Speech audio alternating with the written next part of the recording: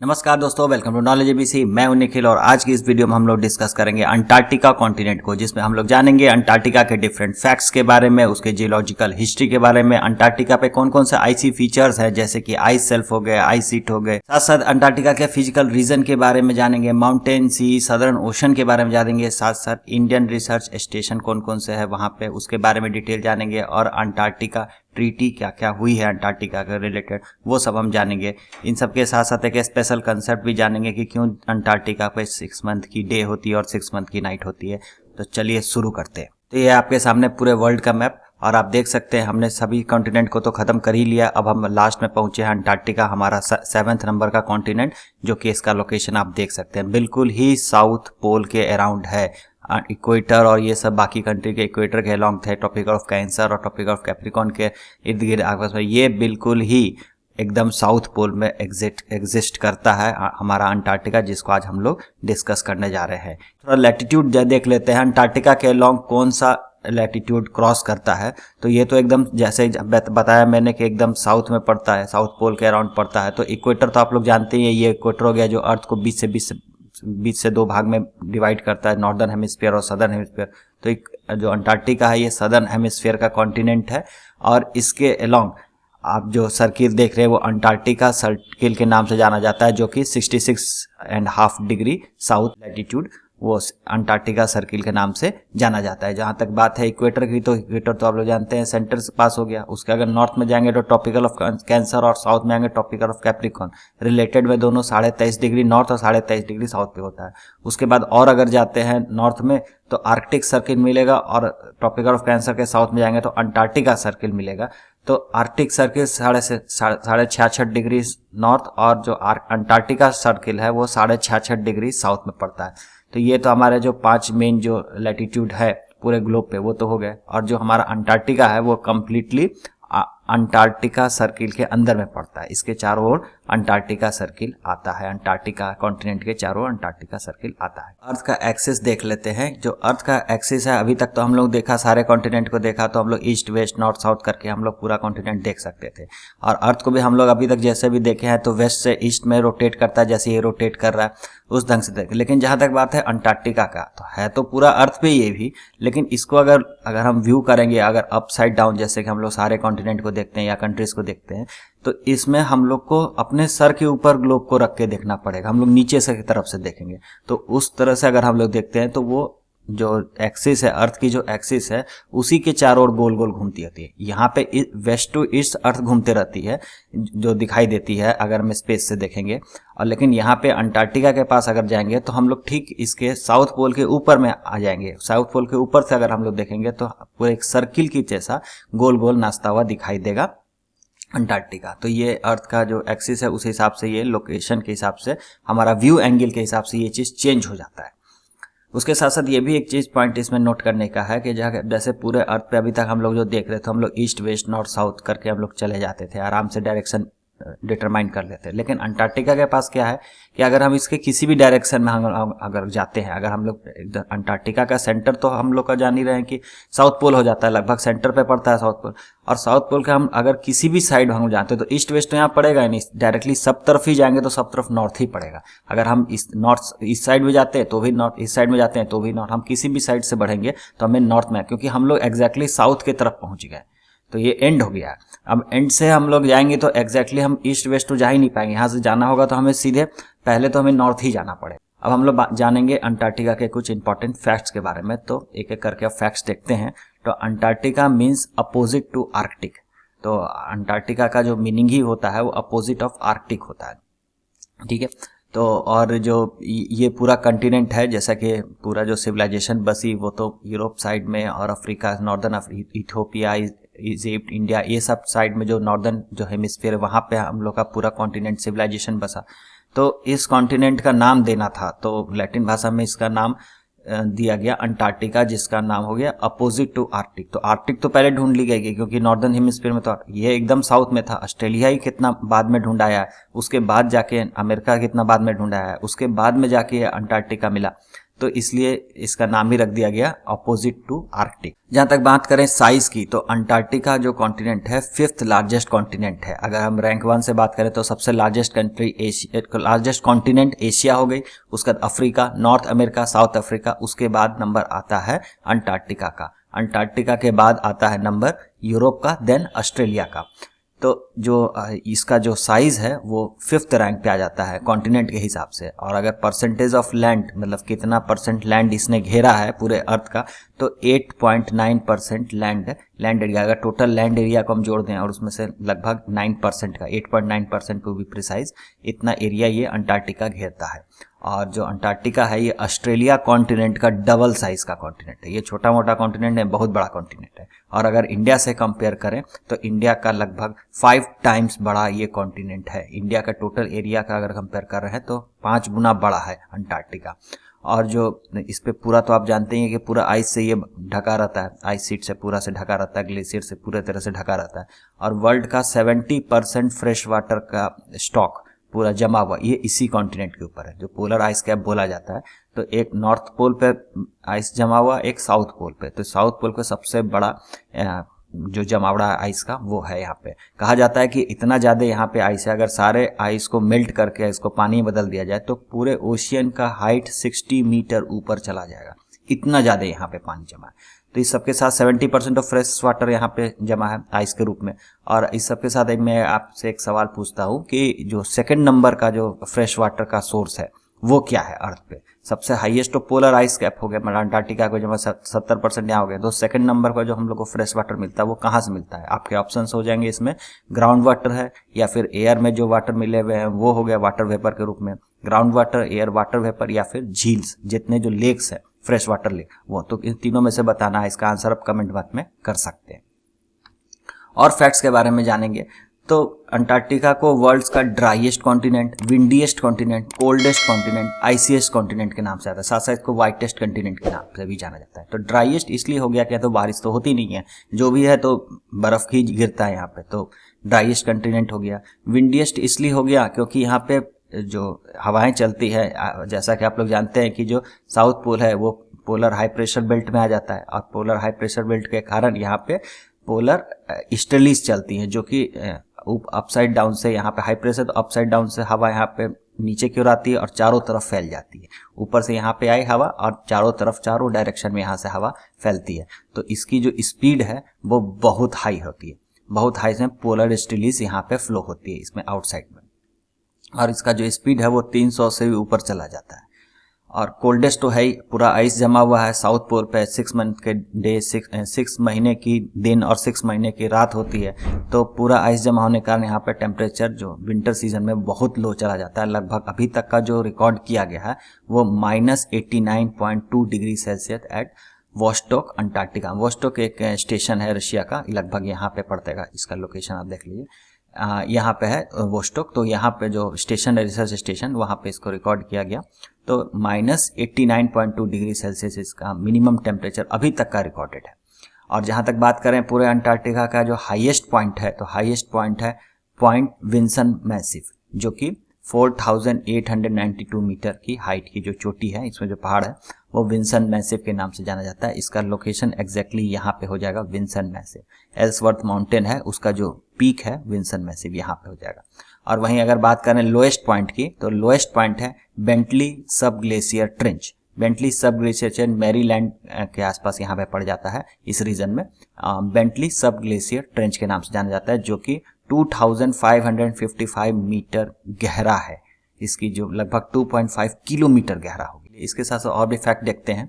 तो अंटार्कटिका, जैसे मैंने बताया, अंटार्कटिका के लगभग सेंटर में हमारा साउथ पोल पड़ जाता है, ठीक है। और जो इसके आसपास की जो कॉन्टिनेंट के जो आसपास की जो कंट्रीज है उसको भी हम लेके करके इसी मैप में देख लेते हैं। अगर इसके हम इस साइड में देखेंगे तो साउथ अमेरिका पड़ जा रहा है, जो कि यहाँ पे डायरेक्ट पासेज जो मैंने बताया था साउथ अमेरिका वाला मैप में, उसके बाद डायरेक्ट पास साउथ अमेरिका के आखिरी टिप के बाद यहाँ पे हमें डायरेक्ट पास मिलता है। उसके बाद फिर अंटार्कटिका पेनिनसुला शुरू हो जाता है। तो यहाँ पे साउथ अमेरिका हो गया, और साउथ अमेरिका में चिली और यहाँ पे अर्जेंटीना, 2 कंट्री यहाँ पे हो गए। उसके बाद और अगर बात करें तो इधर आगे जाएंगे तो अटलांटिक ओशन के आसपास अफ्रीका मिल जाएगा, फिर इंडियन ओशन के पास जाएंगे तो मडागास्कर मिल जाएगा, और फिर इधर इंडियन ओशन और पैसिफिक ओशन जहाँ पे मिल रहा है यहाँ पे अगर हम देखेंगे तो न्यूजीलैंड पड़ेगा, और ऑस्ट्रेलिया और तस्मानिया जो हम लोग पढ़ा था ऑस्ट्रेलिया वाला पार्ट में, नहीं देखा तो उसको जाके आप लोग देख लो वीडियो, और उसका लिंक मैं डिस्क्रिप्शन में डाल दिया हूँ। तो ये सारे कंट्री यहाँ पे आसपास पड़ जाते हैं। पूरा जो अंटार्कटिका कॉन्टिनेंट है 98% तो पूरा ही बर्फ से ढका हुआ। हाँ, थोड़े बहुत जो 1-2% जो लैंड है वो गर्मी के टाइम पे थोड़े बहुत यहाँ पे लैंड दिखते हैं, एकदम जो अंटार्कटिका पेनिनसुला वाला पार्ट हो गया, या फिर कहीं कहीं जो कोस्टल पार्ट है वहीं पे थोड़े बहुत लैंड इसके दिखते हैं, बाकी तो पूरा ये सालों साल ये बर्फ से ही ढका हुआ है। और यहाँ पे कोई सिटीज़ नहीं है, कोई विलेज नहीं है, कोई भी ह्यूमन सेटलमेंट नहीं रहता और कोई भी ह्यूमन नहीं रहता, और यहाँ पे जो भी लोग रहते हैं वो सब रिसर्च पर्पज से आते हैं, अपने स्टेशंस में रहते हैं। बहुत सारे कंट्री के बहुत सारे स्टेशंस बने हुए हैं यहाँ पे, तो वो अपने स्टेशंस में रहते हैं, बाहर ओपन में तो कोई रह भी नहीं सकता यहाँ पे। अब समझ लेते हैं डे एंड नाइट का कंसेप्ट, 6 मंथ की डे और 6 मंथ की नाइट कैसे होती है यहाँ पे अंटार्कटिका में। तो ये इंपॉर्टेंट कंसेप्ट है, तो इसको एक एक करके ध्यान से समझते हैं। शुरू करने से पहले मैं सबसे पहले ये एक कंसेप्ट को क्लियर कर दूं कि सबसे पहले आपको समझना पड़ेगा इक्विनॉक्स क्या होता है। इक्विनॉक्स वैसा दिन होता है पूरे साल का, 2 दिन ऐसा आता है कि जिस दिन डे और नाइट बराबर होता है। इक्विनॉक्स का मतलब हो गया कि उस दिन सन का लोकेशन एग्जैक्ट इक्वेटर के ऊपर होता है। तो वो कौन सा दिन होता है जिस दिन इक्विनॉक्स हो, मतलब कि जिस दिन डे और नाइट बराबर हो और अर्थ में जो सन के लाइट का जो डिस्ट्रीब्यूशन है वो पूरी तरह से बराबर होता है, मतलब कि नॉर्थ पोल और साउथ पोल तक टिप तक लाइट पहुंचती है और जो सन है वो एग्जैक्टली इक्वेटर के ऊपर होता है। तो वो 2 दिन होता है ऐसा, 21 मार्च को और ये 23 सितंबर 22 या 30 दिसंबर को होता है। वो लीप ईयर के कारण 1-2 दिन आगे पीछे हो जाता है, लेकिन याद रखने के लिए 21 मार्च को और 22 सितंबर को हमारा इक्विनॉक्स का डे आता है। इक्विनॉक्स के डे से ही डे पे ही दिन और रात दोनों बराबर होती है। अब 2 कंसेप्ट और समझ लेते हैं, एक होता है समर सॉलिस्टिस और दूसरा होता है विंटर सॉलिस्टिस। तो इसको समझ लेते हैं। समर सॉलिस्टिस मतलब कि 21 जून के जो डेट होता है उसको समर सॉलिस्टिस कहते हैं। इस दिन जो सन का जो लोकेशन है अर्थ के रेस्पेक्ट में वो एग्जैक्टली ट्रॉपिकल ऑफ कैंसर जो नॉर्दर्न हेमिस्फीयर में पड़ता है 23.5 डिग्री नॉर्थ, उसके ऊपर आ जाता है सन का। ये कंसेप्ट हो गया। और दूसरा हो गया 21 दिसंबर वाला कंसेप्ट, इसको कहते हैं विंटर सॉलिस्टिस। इसमें क्या होता है, जो ट्रॉपिकल ऑफ कैप्रिकॉर्न है उसके ऊपर एग्जैक्टली सन आ जाता है, क्योंकि अर्थ का एक्सिस तो टिल्टेड है, ठीक है। तो टिल्टेड है तो एग्जैक्ट अर्थ के ऊपर जो सन का जो रे पड़ रहा है वो सीधा तो पड़ेगा नहीं, लेकिन और अर्थ अपने एक्सिस पे भी सन के चारों ओर घूमते जा रही है, तो उसके कारण जो शिफ्टिंग होता है, मतलब कि ट्रॉपिकल ऑफ कैंसर से इक्वेटर, इक्वेटर से फिर ट्रॉपिकल ऑफ कैप्रिकॉर्न, फिर ये चीज रिपीट होते रहता है। तो ये अपने कंसेप्ट क्लियर हो गया इक्विनॉक्स का। इक्विनॉक्स पड़ेगा 21 मार्च को और 23 सितंबर को, जिस दिन डे और नाइट बराबर होगा, सन का लोकेशन इक्वेटर के ऊपर होगा एग्जैक्टली। अब बात करते हैं समर सॉलिस्टिस। समर सॉलिस्टिस का मतलब हो गया ट्रॉपिकल ऑफ कैंसर के ऊपर सन रहेगा, मतलब कि जो 23.5 डिग्री नॉर्थ है, मतलब नॉर्दर्न हेमिस्फीयर वाले तरफ में, नॉर्दर्न हेमिस्फीयर के एक्सट्रीम पॉइंट तक सन रहेगा, ठीक है। और वहीं इसका उल्टा कर देंगे 21 दिसंबर को, तो जो सन का जो लोकेशन है वो ट्रॉपिकल ऑफ कैप्रिकॉर्न पे रहेगा, मतलब एग्जैक्टली, मतलब कि जो मिनिमम जितना साउथ में जाएगा सन वहां तक जाएगा। तो ये 4 कंसेप्ट क्लियर हो गया। अब यहाँ पे आप तुरंत समझ में आ जाएगा कि कैसे 6 मंथ का डे और 6 मंथ का नाइट होता है। अब हम लोग स्टार्ट करेंगे 21 मार्च से। 21 मार्च पे अर्थ है। अब यहाँ से देखेंगे कि अर्थ का जो मूवमेंट है वो इस डायरेक्शन में धीरे धीरे आगे बढ़ेगा। अब यहाँ से होगा क्या कि 21 मार्च को तो जो सन का लोकेशन एग्जैक्टली इक्वेटर पे था, इक्वेटर पे होने के कारण नॉर्थ पोल का जो एकदम टिप पॉइंट है, एग्जैक्टली नॉर्थ पोल या एग्जैक्टली साउथ पोल, दोनों पे सन का लोकेशन आएगा। और ये आखिरी डेट होगा साउथ पोल के लिए जहां से जो सन दिखाई देगा, ठीक है। क्योंकि अब यहां से टिल्टिंग शुरू हो जाएगा, क्योंकि अर्थ जो सन का लोकेशन है वो धीरे धीरे नॉर्थवर्ड स्टार्ट होने लगेगा। आप लोगों को पता ही है समर मंथ पड़ जाता है ट्रॉपिकल ऑफ कैंसर, मतलब कि जो समर पड़ता है इंडिया वाले साइड में, तो नॉर्दर्न हेमिस्फीयर में जो समर आता है वो जून वाले मंथ में एकदम पीक पे जाता है। अब जैसे जैसे अर्थ मूव करेगा, ठीक है, तो यहाँ पे क्या होगा कि अब धीरे धीरे यहाँ पे जो नॉर्थ पोल है यहाँ पे पूरा सन दिखाई देने लगेगा, और यहाँ पे धीरे धीरे स्टेप बाय स्टेप में डे बाय डे होते होते 3 महीने का अंतर हो जाएगा 21 मार्च से 21 जून तक आते आते, और यहाँ पे इस पोजीशन तक आते आते पूरे अंटार्कटिका पे अंधेरा छा जाएगा। यही होगा, यहाँ पे लगभग 3 महीने बीत गए तो यहाँ पे कंप्लीट डार्कनेस हो जाएगा। पूरे अंटार्कटिका सर्किल जो है साउदर्न पार्ट में अंटार्कटिका सर्किल यहाँ पे वो पूरा का पूरा यहाँ पे ढक जाएगा। उसके बाद फिर धीरे धीरे यहाँ पे वापस जब जो इक्विनॉक्स होगा तो फिर जो सन का जो लोकेशन है यहाँ पे देख सकते एग्जैक्टली पूरा जो नॉर्दर्न टिप हो गया पोल का और जो सदर्न टिप हो गया, दोनों पे पड़ने लगेगा और धीरे धीरे फिर यहाँ पे दिन शुरू हो जाएगी। तो लेकिन ये जो ड्यूरेशन हो गया 6 मंथ का, ये 6 मंथ का यहाँ पे नाइट ड्यूरेशन होगा, सन उगेगा ही नहीं, क्योंकि एक्सिस ही टिल्ट हो गया। अब किसी भी तरफ अर्थ घूमे उस पोर्शन में, सदर्न पोर्शन में लाइट पहुंचेगा ही नहीं, ठीक है। तो यहाँ तक हो गया, ये वाला जो पोर्शन हो गया, मतलब कि 21 मार्च से लेके 23 सितंबर तक, जैसा कि मैंने यहाँ पे लिखा भी है, जो ये 6 मंथ का नाइट वाला पोर्शन हो गया। 21 मार्च टू 23 सितंबर तक 6 मंथ का सन विजिबल नहीं होगा, ठीक है। अब यहाँ से आगे बढ़ते हैं, 23 सितंबर से आगे बढ़ेंगे और फिर जाएंगे 21 दिसंबर होते हुए 21 मार्च तक। तो इस ड्यूरेशन में क्या होगा कि नॉर्दर्न पोल है यहाँ पे 6 मंथ का नाइट हो जाएगा और जो सदर्न पोल है यहाँ पे 6 महीने का डे हो जाएगा। यहाँ पे आप देख सकते हैं, ये वाला पोर्शन पे देख रहे हैं, आर्कटिक वाला पोर्शन को यहाँ पे दिखाया गया है, यहाँ पे कंप्लीटली डार्कनेस हो गया है। और वही देखिए 21 जून को ये जो समर सॉलिस्टिस है, यहाँ पे आर्कटिक वाला पोर्शन में कंप्लीटली लाइट है। अर्थ किसी भी साइड में अगर गोल गोल घूम जाए, ये वाला पोर्शन अंधेरा होगा ही नहीं। यही हो जाता है 6 महीने का डे और 6 महीने का रात। ये नॉर्थ पोल पे भी होगा, आर्कटिक रीजन में भी होगा, अंटार्कटिका रीजन में होगा। तो सेम कंसेप्ट है, दोनों पे अप्लाई होगा, बस डेट और टाइम चेंज हो जाता है।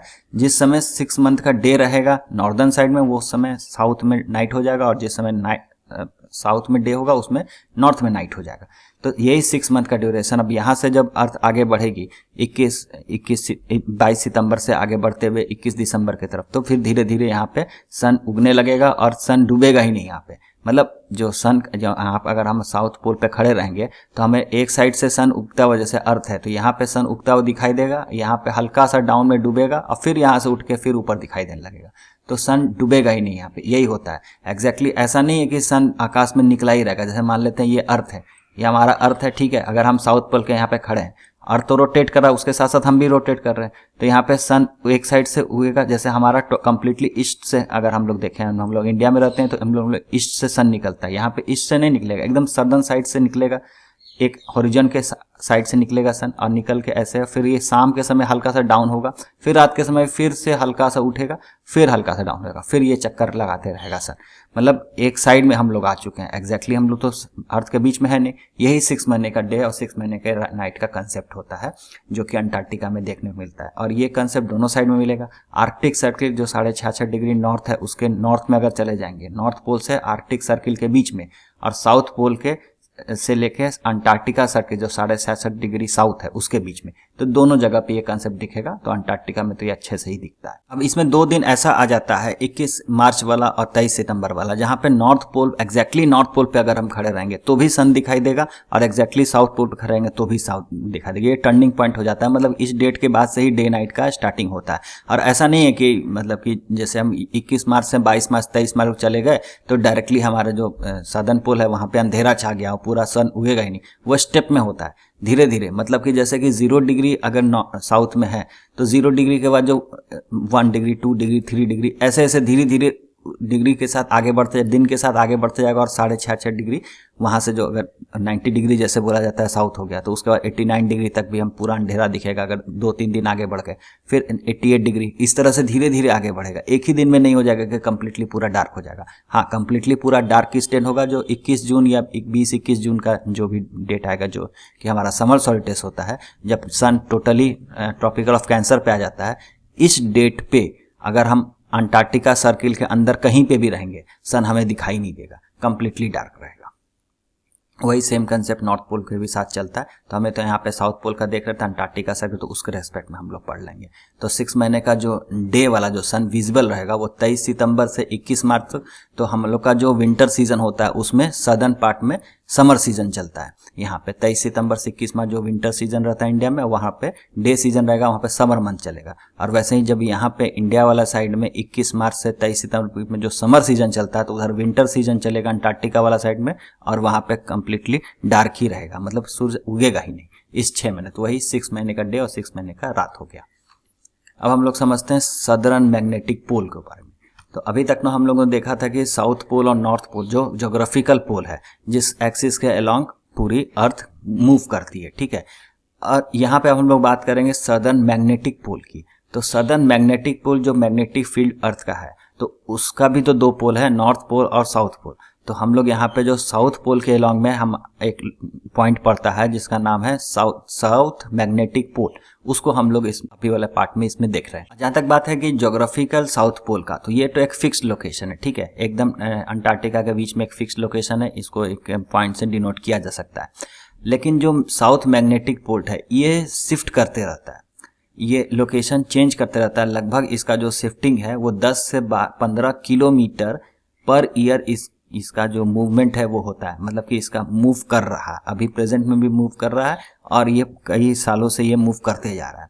2005 की अगर बात करें तो 2005 में ये लगभग अंटार्कटिका कोस्ट पे था, और अभी अगर बात करें तो इसका लोकेशन देख रहे हैं अंटार्कटिका कोस्ट से होते हुए अभी लगभग यहाँ पे बहुत हजारों किलोमीटर 2860 किलोमीटर की दूरी पे ये चला गया। मैग्नेटिक पोल का जो मूवमेंट हो रहा है वो अर्थ का जो इंटरनल मैग्नेटिक फील्ड है उसके शिफ्ट होने के कारण ये चीज चेंज आता है।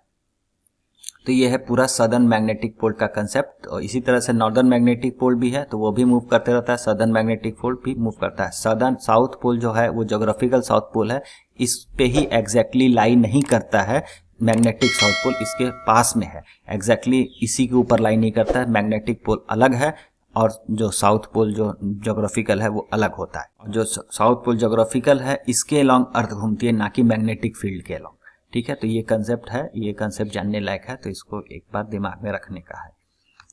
अब कुछ एक एमसीक्यू बना लेते हैं। तो टर्म अंटार्कटिका मीन्स क्या होता है, तो आपके ऑप्शन है southern continent, south of Australia, या आईसी कॉन्टिनेंट, या अपोजिट टू नॉर्थ। इसका करेक्ट आंसर आप कमेंट बॉक्स में कर सकते हैं। सही आंसर मैं अपने टेलीग्राम चैनल knowledge_abc पे अपलोड कर दूंगा। अब जियोलॉजिकल हिस्ट्री समझते हैं अंटार्कटिका का। तो अंटार्कटिका का जो जियोलॉजी क्या है, वो कैसे उसका फॉर्मेशन हुआ, वो चीज़ हम लोग समझेंगे इस पार्ट में। तो अंटार्कटिका जो है वो सबसे पहले एक सुपर कॉन्टिनेंट गोंडवाना का पार्ट था, ठीक है। लेकिन गोंडवाना से भी अगर पहले एक उससे भी बड़ा एक कॉन्टिनेंट हुआ करता था, पेंजिया कॉन्टिनेंट, जो कि सुपर कॉन्टिनेंट था, मदर ऑफ और कॉन्टिनेंट। उससे डिवीजन हुआ दो कॉन्टिनेंट में, एक लॉरेशिया पार्ट टूटा, इसमें अपने आप देख सकते हैं एक लॉरेशिया पार्ट टूटा ये वाला, और एक दूसरा पार्ट टूटा गोंडवाना पार्ट, ठीक है। तो ये जो अंटार्कटिका है ये गोंडवाना पार्ट वाले पार्ट का ही है। तो पहले क्या था कि यहाँ पे साउथ अमेरिका आप देख सकते हैं, ये हो गया, अफ्रीका हो गया, इंडिया हो गया, ऑस्ट्रेलिया हो गया और अंटार्कटिका कोड, ये सब मिला के एक बड़ा सा एक लार्ज कॉन्टिनेंट बनाते थे जिसका नाम था गोंडवाना कॉन्टिनेंट। और इसका आप लोकेशन भी देख सकते हैं, एग्जैक्टली ये साउथ में नहीं था, पहले थोड़ा सा इक्वेटर के पास में था, इसका ये एग्जैक्ट लोकेशन था। ये बात हो रही है 200 मिलियन ईयर एगो, टेरासिक एज की, और 200 मिलियन ईयर एगो का मतलब हो गया 20 करोड़ साल पहले की बात हो रही है। उसका क्या हुआ कि इस कॉन्टिनेंट में, गोंडवाना कॉन्टिनेंट में कुछ दरारें आई, ये कॉन्टिनेंट टूटा, और जब ये कॉन्टिनेंट टूटा तो लगभग 160 मिलियन ईयर एगो, मतलब कि 16 करोड़ साल पहले, जो कि जुरासिक एज चल रहा था, डायनासोर वाला एज चल रहा था, इस ड्यूरेशन में सबसे पहले अफ्रीका इससे अलग होता है, ठीक है, अंटार्कटिका से। उसके बाद इंडियन सब कॉन्टिनेंट, मतलब कि जो इंडिया का जो सदर्न वाला जो पार्ट है, जो पेनिनसुलर पार्ट है, ये एग्जैक्टली इंडिया का जो पार्ट है ये वाला अलग होता है। लगभग 12.5 करोड़ साल पहले ये भी अंटार्कटिका से अलग हो जाता है, ठीक है।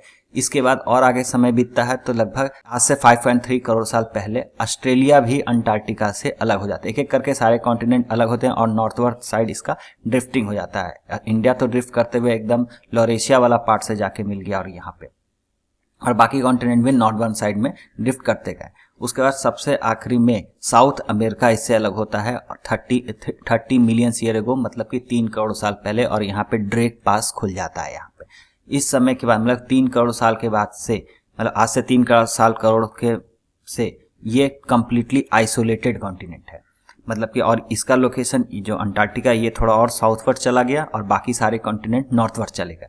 तो उसके के बाद से ये पूरा आइस कैप से पूरे से ढका हुआ है, और ये जो आइसोलेटेड कंट्री, मतलब इसके चारों ओर सी है। तो ये था पूरा अंटार्कटिका का जियोलॉजिकल हिस्ट्री की, कैसे कैसे ये पूरा है अलग हुआ बाकी कॉन्टिनेंट से।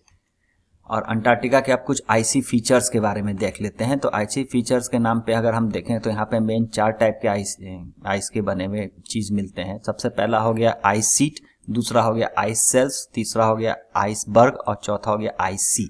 अब चारों को एक एक करके समझेंगे कि ये चारों में क्या डिफरेंस है और क्या क्या होते हैं। सबसे पहले समझते हैं आइस सीट क्या होता है। तो आइस सीट हो गया कि पूरा जो कॉन्टिनेंट है जो अंटार्कटिका कॉन्टिनेंट हम लोग जो देख रहे हैं, ये पूरा के पूरा जो बर्फ से ढका हुआ है, इसी को कहते हैं आइस शीट। ये आप देख इस छोटे वाले मैप में आप देख सकते हैं कि यहाँ पे पूरा नीचे का बेड रॉक है और इसके ऊपर जो थिक लेयर जो बैठा हुआ है, इस थिक लेयर का जो मोटाई है, लगभग एवरेज इसकी हाइट अगर देखा तो 2.5 किलोमीटर इसकी मोटाई आ जाती है। 2.5 किलोमीटर मोटी, और कहीं कहीं पे तो ये 4 से 5 किलोमीटर मोटी है आइस की लेयर जमी हुई है यहाँ पे। तो ये वाला जो पार्ट हो गया इसको आइस शीट कहते हैं। और यहाँ पे ओरिजिनल मैप में देखेंगे तो ये लैंड है, कुछ पार्ट दिख रहा है, कोस्टल पार्ट है, लैंड है पार्ट है, और उसके ऊपर पूरा आइस से ये भरा हुआ है। ये क्या यहाँ पे प्लेट्यू, क्या यहाँ पे रिवर, कुछ नहीं होता है, सिर्फ और सिर्फ आइस शीट से पूरा भरा रहता है। जो प्लेट्यू है लैंड मास है नीचे, इसके ऊपर पूरा आइस से एकदम भरा हुआ है। और सिंगल लैंड मतलब आइस का जो ये जो मास है आइस का, वो सिंगल लार्जेस्ट आइस मास है यहाँ पे जो अंटार्कटिका के ऊपर जमा हुआ है। और इसमें इतनी आइस जमी हुई है, अगर इसको पूरा मेल्ट डाउन करेंगे तो समुद्र का लेयर लगभग 60 मीटर ऊपर चला जाएगा। तो ये हो गया पूरा जो लैंड मास पे जो जमा हुआ आइस है, उसको हम लोग कहेंगे आइस शीट। अब क्या होगा कि इसी में से लैंड मास में से तो ये थोड़ा बहुत फ्लो होके समुद्र की तरफ आ जाएगा। जो कोस्टल वाला पार्ट है वो फ्लो होकर समुद्र के ऊपर आ जाएगा, और समुद्र पे आएगा तो आइस तो आप जानते हैं कि वाटर से ये हल्का होता है, डेंसिटी कम होती है, तो ये फ्लोट कर जाएगा। जो फ्लोटिंग आइस सेल्फ हुआ, जो आइस शीट जो आगे आ गया और ओशन के ऊपर फ्लोट कर रहा है, उसी को कहेंगे आइस सेल्फ। ठीक है, तो आइस सेल्फ और आइस शीट में यही अंतर हो जाता है। और ये जो आइस सेल्फ है ये बहुत ही इंपॉर्टेंट फीचर है, क्योंकि ये एक तरह से ब्लॉकेज का काम करता है, और भी जो आइस शीट है उसको समुद्र में आने नहीं देता है। जैसे समुद्र में आएगा तो ये मेल्ट डाउन हो जाएगा, लेकिन ये ब्लॉक करके रखता है लैंड वाली जो आइस शीट है उसको, कि वापस समुद्र में इसको आने नहीं देता है। यहाँ पे मैप से समझते हैं कि आइस सेल्फ कहाँ पे है। तो ये जो पूरा कॉन्टिनेंट वाला पार्ट देख लिए, यहाँ पे जो जमा हुआ बर्फ है उसको हम लोग आइस शीट कहेंगे। और ये यहाँ पे देख रहे हैं ये वाला तो पार्ट समुद्र का है, ये जो पार्ट है ये पूरा समुद्र वाला पार्ट है, लेकिन यहाँ पे पूरी आइस जम गई है। आइस जमने के कारण ये जो आइस सेल्फ है, इसी को आइस सेल्फ, यह कॉन्टिनेंट की आइस आ गई और यहाँ पे पूरी आइस जमी हुई, इसी को कहते हैं रोस आइस सेल्फ। ये वाला पार्ट हो गया। उसी तरह यहाँ पे देखेंगे रोनी आइस सेल्फ, ये वाला पार्ट में आप देख सकते हैं ये पेनिनसुल, ये जो है बे वाला पार्ट है, लेकिन यहाँ पे पूरा आइस से भरा हुआ है, और इसी को आइस सेल्फ करेंगे। और भी बहुत सारे यहाँ पे आइस सेल्फ मिलेंगे। कोस्टल पार्ट में अगर कोई शिप से इंटर करता है इस अंटार्कटिका में, तो सबसे पहले आइस सेल्फ से ही मुलाकात होगी, उसके बाद आप मेन लैंड पे जा सकते हैं। इसमें तो आप देख ही सकते हैं इस वाले फिगर में कि कैसे ये समुद्र वाला पार्ट है, और उसके बाद डायरेक्टली ये लैंड नहीं शुरू हुआ, ये आइस सेल्फ ही है। इसके जाने के बाद ही आप लैंड पे जा पाएंगे। तो यही हो गया जो कॉन्टिनेंट पार्ट हो गया। उसके बाद जो आउटसाइड में जो लटके हुए पार्ट जो रहते हैं, ये हो गया आइस सेल्फ। और ये आइस सेल्फ काफ़ी न्यूज़ में भी रहता है, और एग्जाम पॉइंट से भी काफ़ी इंपॉर्टेंट है, क्योंकि ये आइस सेल्फ टूटते रहते हैं। और बड़ा बड़ा पार्ट ग्लोबल वार्मिंग के कारण जब टेम्परेचर बढ़ता है, तो यहाँ पे जो टेम्परेचर बढ़ने के कारण आइस सिकुड़ता फैलता है, और उसके कारण बहुत बड़े बड़े चंक्स इसके, और ये छोटे मोटे ने किलोमीटर्स में लॉन्ग चंक्स जो होते हैं वो टूट जाते हैं, और टूट के यहाँ पे मेल्ट हो जाते हैं। तो जिसके कारण ग्लोबल वार्मिंग का इफेक्ट यहाँ पे भी देखा जा सकता है। तो जैसे कि जो लेटेस्ट में 2022 में ये जो टूटा था A76 नाम का जो रोनी आइस सेल्फ, जहाँ यहाँ पे आप लोग अभी देखा रोनी आइस सेल्फ, इसी का एक कॉर्नर वाला पार्ट यहाँ पे ये टूट गया, और A76 नाम का आइसबर्ग के नाम से, और ये पूरा पार्ट टूट के समुद्र में चल गया। तो ग्लोबल वार्मिंग के कारण भी इसका मेन काउज माना जाता है, जिसके कारण ये बर्फ मेल्ट हो रहे हैं और यहाँ पे टूट टूट के समुद्र में आ रहे हैं। लेकिन अभी भी काफ़ी कॉम्पैक्ट है, लेकिन कभी कभी ये चीज़ होते रहता है, तो न्यूज़ इसमें काफ़ी आ जाता है न्यूज़पेपर में, तो ये इंपॉर्टेंट है। अब हम लोग समझते हैं आइसबर्ग। तो यही जो हम लोगों को देखा, तो जैसे आइस सेल्फ का जो पार्ट टूटा, जैसे कि यहाँ पे एक बड़ा चंक टूटा है, ठीक है, इसका आप किलोमीटर में भी देख सकते हैं 4320 किलोमीटर स्क्वायर किलोमीटर है, काफ़ी बड़ा है। और जो इसका छोटा मोटा पार्ट जो देख रहे हैं, जैसे ये वाला पार्ट हो गया, ये वाला पार्ट हो गया, तो ये उतना किलोमीटर में तो नहीं होता है, लेकिन अच्छा खासा मीटर में होता है, 500-600 मीटर या इससे भी ज़्यादा होता है। तो उसी पार्ट को आइसबर्ग कहते हैं। जैसे कि आइस शीट जो समुद्र पे जमा हुआ, इसके लैंड पे जमा हुआ, उसके बाद जो फ्लोट होके जो थोड़ा बहुत आ गया समुद्र पे, तो वहाँ पे आइस सेल्फ का नाम इसको पड़ गया। और उससे भी जो पार्ट टूट रहे हैं, जैसे ये टूट रहे हैं, और जो छोटे छोटे पार्ट जो समुद्र में आ गया, जो तैरने लगे यहाँ पे, क्योंकि तैरेंगे ही, क्योंकि इसका डेंसिटी लो होता है वाटर के कंपैरिजन में, तो उसको आइसबर्ग कहा जाता है।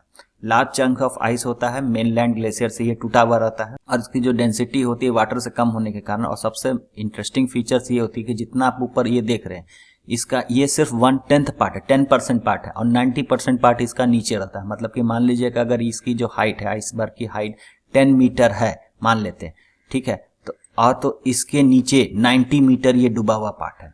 तो यही वाला आइसबर्ग था जो टाइटैनिक जहाज को डुबाया था, लेकिन ये नॉर्थ पोल वाली हिसाब किताब है, वहाँ वाली बात है। यहाँ वाली ने नहीं डुबाया था, उधर वाली ने डुबाया था। तो नॉर्थ पोल के पास में देखेंगे तो वहाँ पे भी आइसबर्ग मिलेगा, साउथ पोल के पास भी देखेंगे तो यहाँ पे भी आइसबर्ग मिलेगा। फ्रेश वाटर का होता है, सबसे बड़ा चीज़ ये, क्योंकि आप देख रहे आइस शीट जो यहाँ पे जमी रहती है लैंड मास पे, वो फ्रेश वाटर की होती है। उसके बाद जो ये फ्लोट करते हुए आ गई, जो आइस शेल्फ बन गई, जो समुद्र पे आ गया, और इसके बाद जो टूटा वो आइसबर्ग के रूप में आएगा, और धीरे धीरे समुद्र में तैरते रहते ये मेल्ट डाउन हो जाता है। तो ये आइसबर्ग का फीचर हो गया। अब हम लोग समझते हैं आइस सी क्या होता है।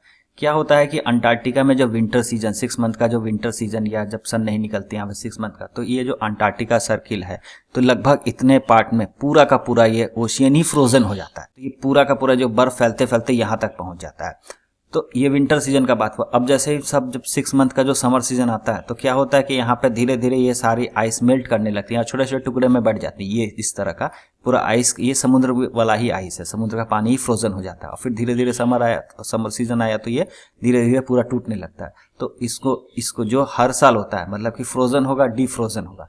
तो फ्रोजन, अनफ्रीजिंग, फ्रीजिंग, अनफ्रीजिंग होते होते यहाँ पे जो टुकड़े जो रहते हैं, जो पहले बर्फ विंटर वाले सीजन में ये पूरा समुद्र का ही लेयर बर्फ जमा होता है, अब समर सीजन आया तो टूट गया है, अब छोटे छोटे चंक्स में बट गया। तो इसी को आइस सी के नाम से जाना जाता है। ये चारों तरफ मिलेंगे, मतलब कि जो अंटार्कटिका के चारों ओर ये चीज मिलेगी। और इसमें वाइल्ड लाइफ भी रहती है, जैसे क्रिल मछली, यहाँ पे ये क्रिल मछली का फोटो देख सकते हैं। ये क्रिल मछली यहाँ पे आसपास आपको अच्छी खासी मात्रा में मिल जाएगी। साथ साथ यहाँ पे कुछ शार्क मछली भी मिल जाती है, और इसके साथ साथ मोस्ट फेमस पेंगुइन्स भी यहाँ पे मिल जाते हैं। यहाँ पे आप देख सकते हैं इंपीरियर पेंगुइन का यहाँ पे फोटो है। तो ये पेंगुइन्स भी इसी रीजन में, और आइस सेल्फ जो होता है वो रीजन, और आइस सी इस ड्यूरेशन वाले रीजन में। एग्जैक्टली बीच में अंटार्कटिका में पेंगुइन्स नहीं मिलेंगे, कोस्टल वाले पार्ट में भी यहाँ पे पेंगुइन्स मिलते हैं। तो आइस सी का भी कंसेप्ट क्लियर हो गया।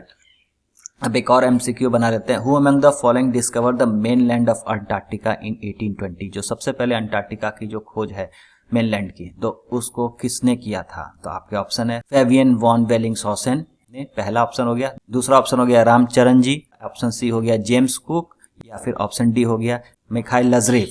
तो आपको इस चारों में से कौन सा ऑप्शन सही है? सही आंसर आप कमेंट बॉक्स में कर सकते हैं, वैसे सही आंसर मैं टेलीग्राम चैनल पर अपलोड कर ही दूंगा। अब जानते हैं अंटार्कटिका के फिजिकल रीजन के बारे में। अंटार्कटिका के फिजिकल रीजन की बात करें तो अंटार्कटिका को मेनली 2 पार्ट में बांटा गया है, जिसमें अगर बीच से अगर बात करें तो ट्रांस अटलांटिक माउंटेन रेंज पड़ता है बीच बीच, लगभग जो अंटार्कटिका को 2 अनइक्वल पार्ट में बांटता है, बराबर पार्ट में नहीं बांटता है, अनइक्वल पार्ट में बांटता है। और जो ईस्टर्न पार्ट जो देख रहे हैं ये वाला बड़ा वाला पोर्शन, इसको ईस्ट अंटार्कटिका कहते हैं, और जो ये वेस्टर्न पार्ट देख रहे हैं ये वेस्ट अंटार्कटिका के नाम से जाना जाता है। ईस्ट अंटार्कटिका कंपेरेटिवली अगर वेस्ट अंटार्कटिका के साइज में अगर देखा जाए तो काफी बड़ा है। वहीं अगर ईस्ट अंटार्कटिका की बात करें तो लार्जली आइस कवर से ये पूरा प्लेट्यू रीजन है, और आइस कवर से ये पूरा ढका रहता है। वहीं अगर वेस्ट अंटार्कटिका की बात करें तो ये भी आइस शीट से कवर रहता है, लेकिन यहाँ पे माउंटेन आइलैंड है बहुत सारे, तो ये सब चीज मिलेंगे। साथ साथ यहाँ पे आइस शेल्फ की भी अगर एरिया के हिसाब से बात करें, आइस शेल्फ तो ईस्टर्न वाला पार्ट में मिलेगा, लेकिन आइस शेल्फ अगर वेस्टर्न पार्ट में बात करें तो एरिया के हिसाब से बहुत बड़े बड़े आइस शेल्फ यहाँ पे मिलते हैं। साथ साथ यहाँ पे आइलैंड भी बहुत ज्यादा हैं। तो इसको बीच से 2 पार्ट में ट्रांस अटलांटिक माउंटेन इसको क्रॉस करता है, बांटता है। अब समझ लेते हैं कि माउंटेन रेंज ऑफ अंटार्कटिका, तो कौन कौन से माउंटेन रेंज हैं जो अंटार्कटिका पे स्थित है, तो उसको भी एक एक करके देख लेते हैं। तो सबसे पहले तो ट्रांस अंटार्कटिक माउंटेन रेंज जो आपको देख सकते हैं, जो बीच बीच में क्रॉस करता है, जो कि ईस्ट अंटार्कटिका और वेस्ट अंटार्कटिका को अलग करता है। उसके बाद बात करेंगे क्वींस माउंट माउंटेन की, तो क्वींस माउंट माउंटेन ये ट्रांस अंटार्कटिक माउंटेन रेंज से ही लगा हुआ यहाँ वाला पार्ट में, कोस्टल वाला पार्ट में यहाँ पे मिल जाएगा। और वहीं अगर बात करें क्वींस अलेक्जेंडर रेंज की, तो ये भी इसी के बगल में पड़ जाता है, क्वींस अलेक्जेंडर रेंज। यहाँ पे आप लिखा हुआ है नाम क्वींस अलेक्जेंडर रेंज, इसी के पास में यहाँ पे पड़ जाता है। उसके बाद बात करें एल्सवर्थ माउंटेन की, तो एल्सवर्थ माउंटेन यहाँ पे लोकेशन है इसका, ये वाला, और इसी पे विंसन मैसिव, इसकी हाईएस्ट पीक भी इसी रेंज पे है।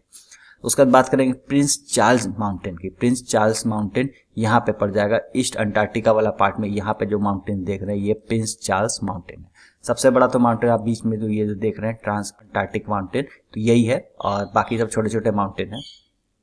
तो ये हो गए सारे माउंटेन रेंजेस ऑफ अंटार्कटिका।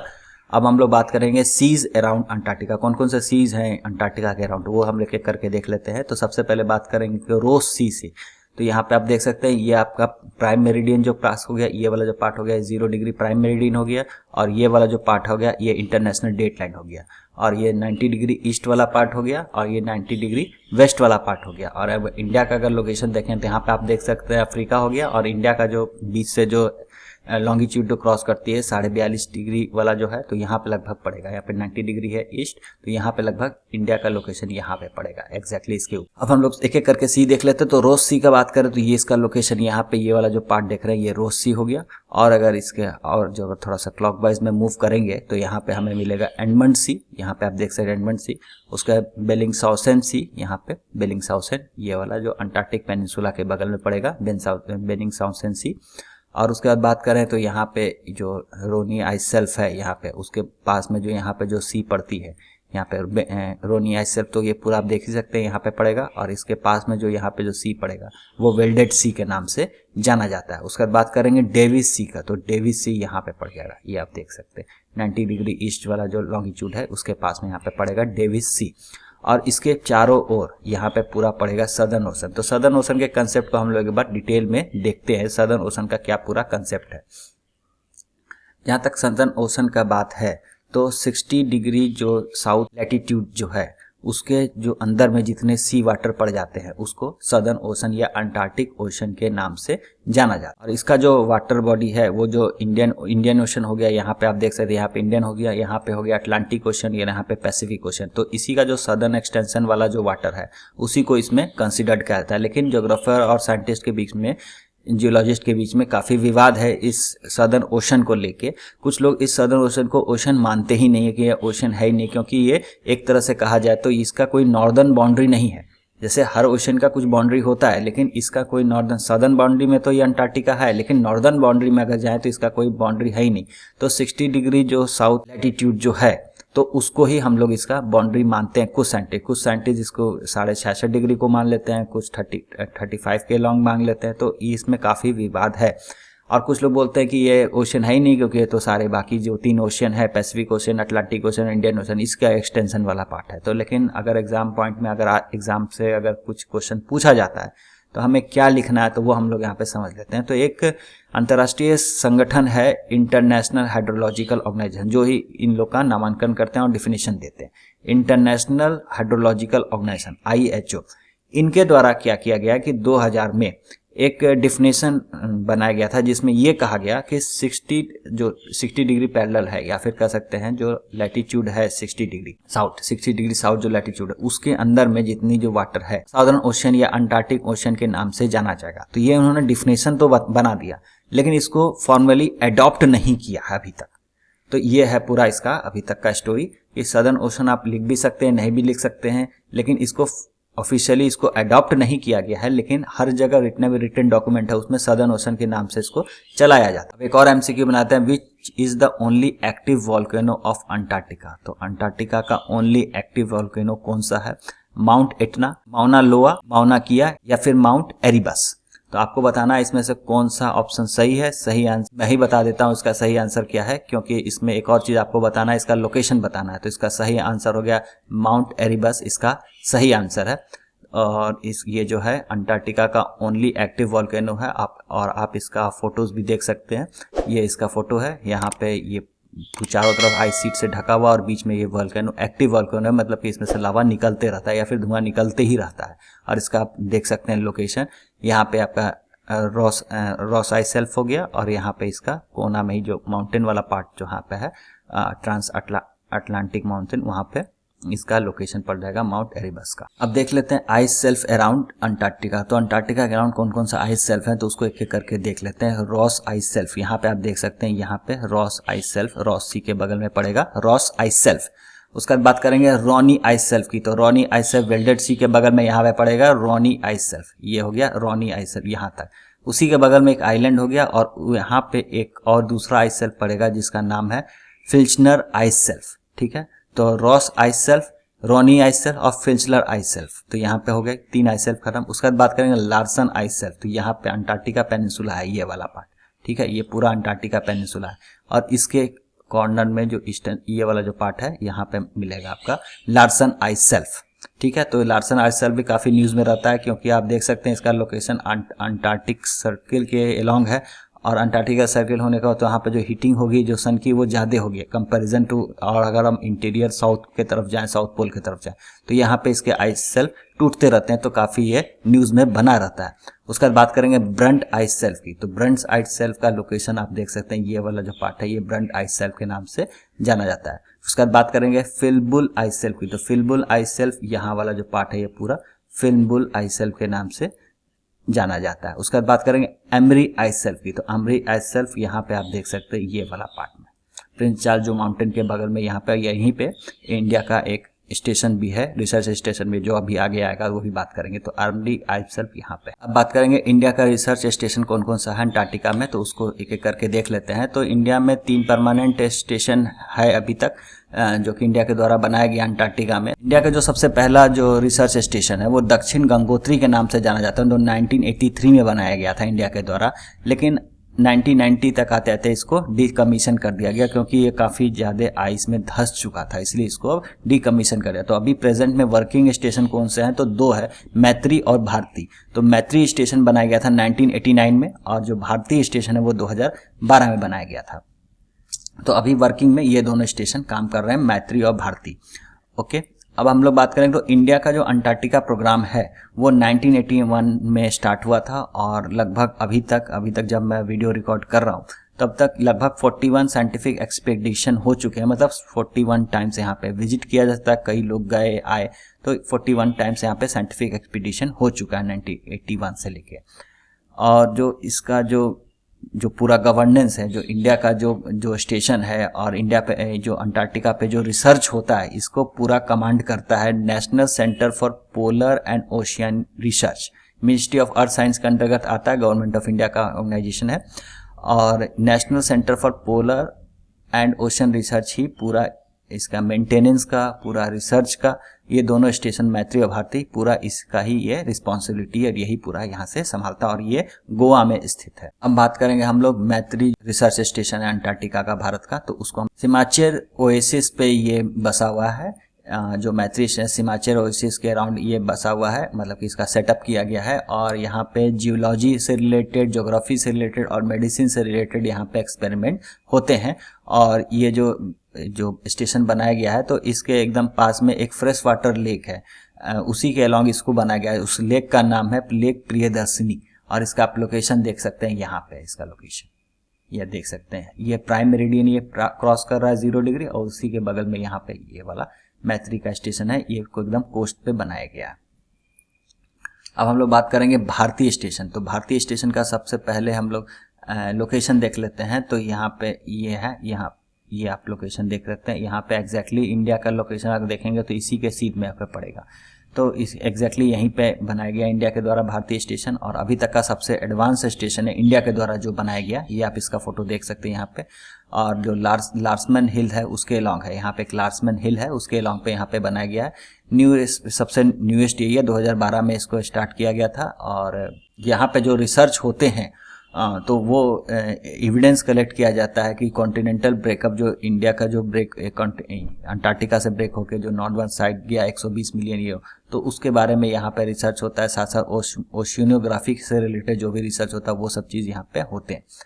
तो ये अभी तक का सबसे मॉडर्न स्टेशन है। कुछ अंटार्कटिका के ट्रीटी भी साइन हुए, तो उससे रिलेटेड क्या क्या बातें हैं, तो कौन कौन सी ट्रीटी है उसको भी हम लोग एक करके देख लेते हैं। तो सबसे पहले अंटार्कटिका ट्रीटी जो कि 1 दिसंबर 1959 में जो साइन हुई, तो उसको हम लोग देखेंगे। तो इसको जानने से पहले अब जैसे ही अंटार्कटिका का डिस्कवरी जब हो गया, तो अंटार्कटिका डिस्कवरी होने के बाद तो बहुत सारे कंट्री, लगभग 7, 8, 9 कंट्री थे, तो वो सब अपने अपने जहाँ जहाँ झंडे गाड़े और अपना अपना एक एक एरिया डिफाइन करते चले गए। तो ये वाला मेरा हुआ, ये वाला ये मेरा हुआ, ये मेरा हुआ, इस तरह से अलग अलग कंट्री ने अलग अलग अपना अपना क्षेत्र को डिफाइन कर दिया कि ये मेरा कंट्री है। तो लेकिन बाद में इस पे एक अंटार्कटिका ट्रीटी साइन हुई 1 दिसंबर 1959 में। इसमें यह कहा गया कि कोई भी कंट्री इसको अपना क्लेम नहीं करेगी, पहली चीज, लेकिन सभी कंट्री इसमें आ सकते हैं और यहाँ पे रिसर्च के लिए ओपन रहेगा। इसको अंटार्कटिका कॉन्टिनेंट को डीमिलिटराइज जोन कर दिया गया। डीमिलिटरी, यहाँ पे कोई तरह की मिलिट्री नहीं रहेगी, किसी तरह की लड़ाई झगड़ी नहीं होगी, किसी भी लैंड का ग्रैब नहीं कोई करेगा, कोई भी कंट्री इस पर अधिकार नहीं जमाएगा।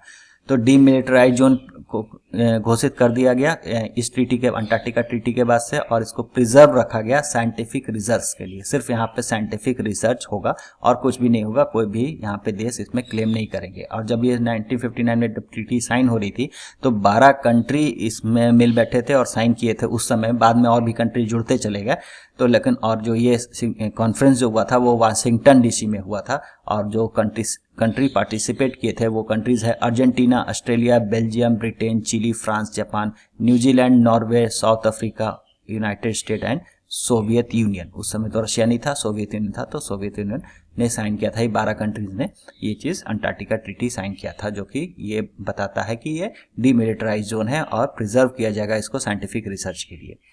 अब एक और प्रोटोकॉल साइन, वो तो ट्रीटी था, ये एक प्रोटोकॉल है। तो इस प्रोटोकॉल के आधार पे ही यहाँ पे काम होता है, लेकिन ये पूरा अंटार्कटिका गवर्न होता है अंटार्कटिका ट्रीटी के हिसाब से। और जो ये मैड्रिड प्रोटोकॉल साइन हुआ अक्टूबर 1991 में, तो उसको देख लेते हैं। उसमें ये बताया गया कि इन्वायरमेंट प्रोटेक्शन से रिलेटेड में यहाँ पे प्रोटोकॉल बनाई गई, और ये 1998 में ये लागू हो गया, इंटर इन फोर्स हो गया, मतलब कि इससे काम शुरू हो गई। और ये बताता है कि अंटार्कटिका को एज ए नेचुरल रिजर्व के रूप में हम लोग इसको प्रिजर्व करेंगे, and devoted to peace and science, शांति और साइंस के लिए हम इसको डिवोट करेंगे। और किसी भी तरह का यहाँ पे माइनिंग को प्रोहिबिट कर दिया गया, बंद कर दिया गया इंडेफिनिट पीरियड के लिए। कभी भी यहाँ पे कोई किसी भी तरह का माइनिंग एक्टिविटी नहीं होगी, जिसके कारण इन्वायरमेंट को जो नुकसान होता है, तो उसके कारण यहाँ पे किसी भी तरह का कोई माइनिंग एक्टिविटी नहीं होगी, और ये शांति और साइंस के लिए पूरी तरह से डिवोटेड कर दिया और नेचुरल रिजर्व के रूप में पूरे कॉन्टिनेंट को डिक्लेयर कर दिया गया। अब एक और एमसीक्यू बनाते हैं, which of the following lake of Antarctica whose salinity is equal to the Dead Sea. Dead Sea के बराबर में सैलिनिटी किस लेक का है जो कि अंटार्कटिका पे स्थित है? पहला ऑप्शन है lake superior, lake Huron, lake विदा या फिर विंसम मैसिव। तो आपके ऑप्शन हो गए। इसका करेक्ट आंसर आप कमेंट बॉक्स में कर सकते हैं। सही आंसर मैं अपने टेलीग्राम चैनल पे दे दूंगा। Thank you very much. Video आपको कैसा लगा? और अच्छा लगा तो लाइक शेयर और सब्सक्राइब करना ना भूलें। मिलते हैं अगले वीडियो में।